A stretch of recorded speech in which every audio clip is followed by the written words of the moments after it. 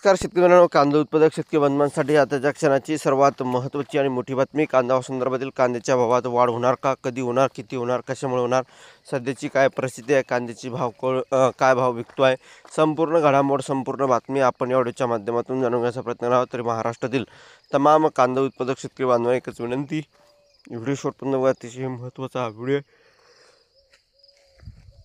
Video जर आवडला तर नक्कीच लाईक करा. चॅनल असाल तर या ठिकाणी बघितलं तर माझा शेतकरी युट्यूब चॅनल सबस्क्राईब करून असेल, लाईक करून नका, जेणेकरून नोटिफिकेशन तुमच्यापर्यंत सर्वात अगोदर पोहोचत असते. चला तर मित्रांनो, व्हिडिओला सुरुवात करतो. करू शकता कांदा उत्पादकांची दिवाळी यंदा अंधारात. बघू शकता केंद्र सरकारच्या ग्राहक व्यवहार विभागाच्या वतीने ग्राहकांसाठी किंमत स्थिरीकरण निधी योजनेअंतर्गत नाफेड व NCCF या दोन नोडल एजन्सीच्या माध्यमातून गेल्या 3 महिन्यापूर्वी 14 ते 16 रुपये म्हणजेच उत्पादन खर्चाच्या खाली कांद्याची खरेदी या ठिकाणी उरकली.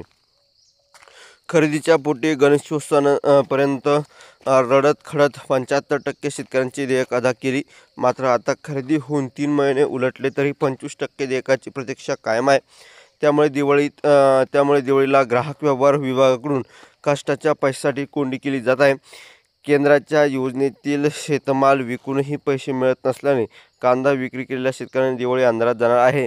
नाफेड व NCCF या दोन संस्थांनी जुलै महिन्यात प्रत्येकी 1.5 लाख टन रब्बी कांदा, उन्हाळी कांदाची खरेदी पूर्ण केली. यामध्ये निर्यातक्षम गुणवत्तेचा कांदा दिला. त्याची ग्राहक व्यवहार विभागाच्या अधिकृत सप्लाय व्हॅलिड या पोर्टलवर देखील नोंद आहे. मात्र असे असताना केंद्राला प्रत्यक्ष खरेदी व साठ्याबाबत संशय असल्याचा आतापर्यंत केंद्राने विविध विभागाची 5 ते 6 पथके जिल्हा दौऱ्यावर येऊन गेली. याबाबत अहवाल सादर झाला तरीही शेतकऱ्यांच्या पैशाची वाट पाहावी लागत आहे. शेतकऱ्यांचा संयम सुटतोय. एकंदरीतच या ठिकाणी कष्टाचे पैसे इतके दिवस ठेवायचे आणि वरून कवडीमोल भाव शेतकऱ्यांना द्यायचा. भाव वाढले तर लगेच भाव कमी करण्यासाठी कारस्थान काही करायचं. अशा असताना हे फार संशय शेतकऱ्यांचा तुटतो आहे. धन्यवाद.